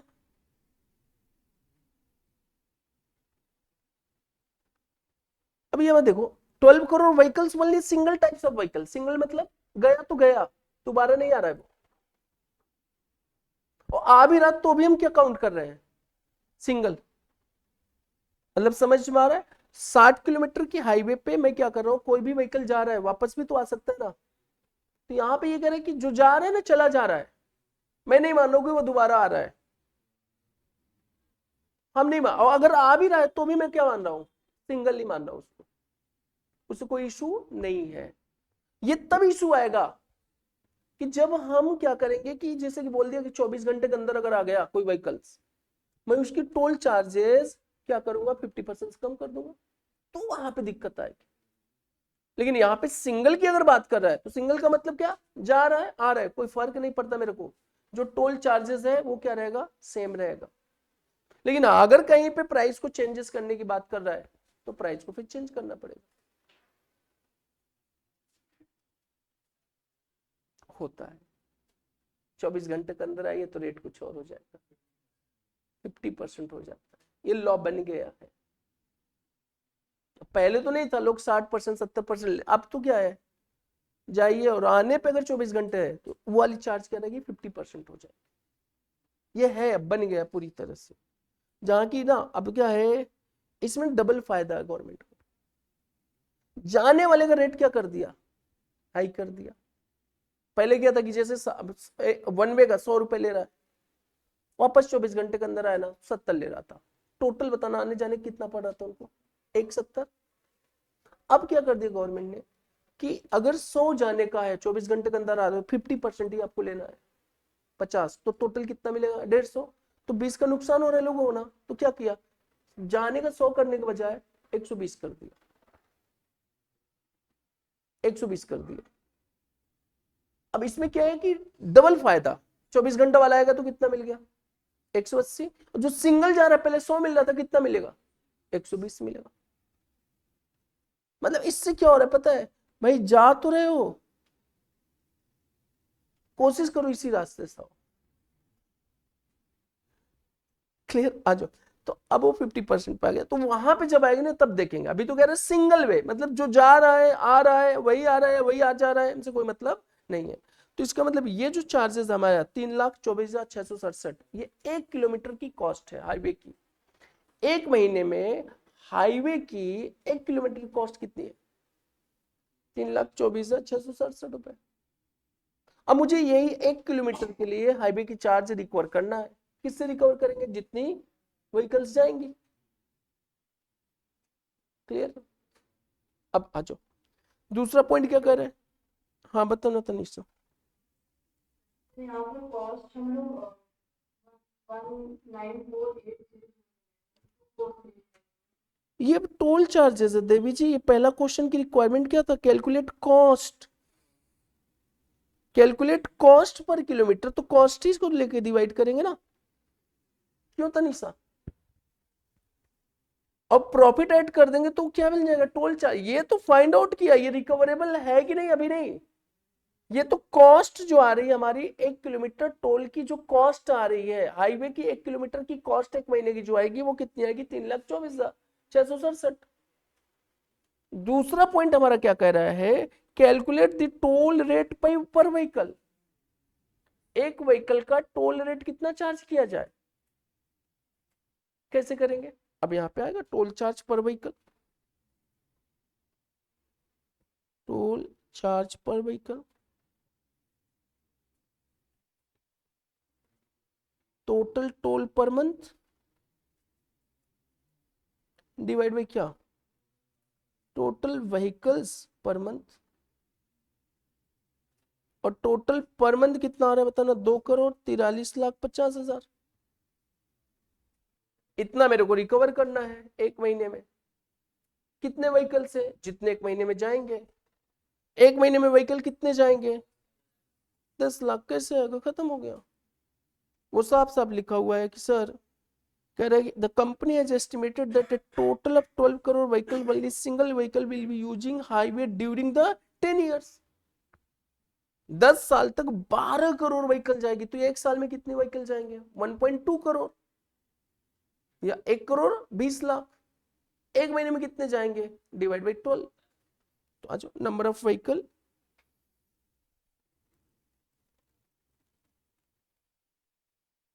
using highway in a month,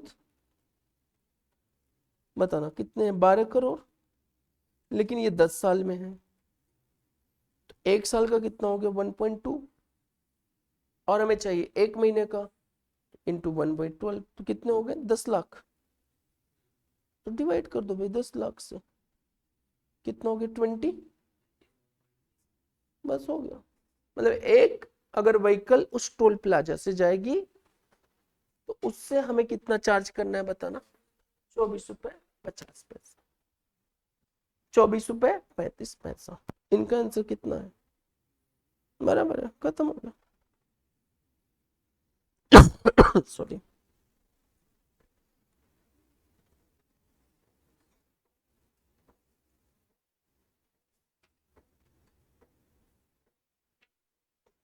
अब यहाँ पे बचता ना कि एक्टिविटी बेस्ड कॉस्टिंग से रिलेटेड, जब एक्टिविटी बेस्ड कॉस्टिंग कराएंगे वहां पे आएगा। और सीएमए वाले हैं तो सीएमए वालों में एक्टिविटी बेस्ड कॉस्टिंग का एप्लीकेशन नहीं है, और सीएमए वालों के लिए यहाँ पे ऑपरेटिंग खत्म होता है। क्लियर। चलो आ जाओ यहाँ पे।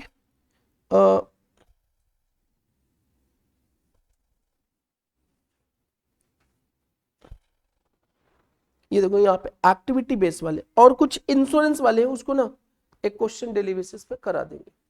क्लियर है नहीं? यहां से स्टार्ट होता है activity based costing in financial institutions. इसको अभी नहीं करेंगे एक्टिविटी बेस, इसको करेंगे जब एक्टिविटी बेस्ड कॉस्टिंग हमारा कवर अप हो जाएगा। तो आज सीए साहब नेक्स्ट हेडिंग लिखेंगे आप सभी लोग। कौन सा हेडिंग पता है? लिखेंगे बजटरी कंट्रोल।